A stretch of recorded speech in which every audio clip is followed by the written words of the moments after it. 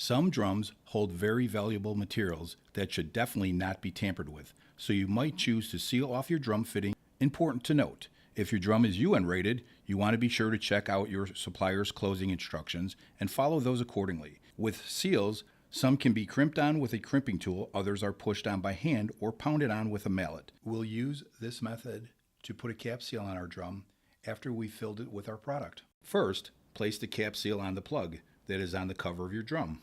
With your hand, press down on the cap seal. Then you can use an optional mallet to pound further, but a hand can do the trick just the same.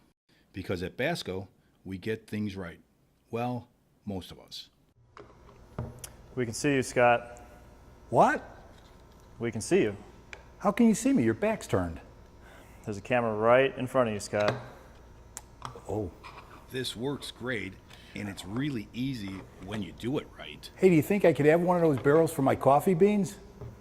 I'm not saying that, I don't trust you guys, but they're pretty expensive. I don't really drink coffee, Scott, so. What? I don't drink coffee. You don't drink coffee? Who doesn't drink coffee?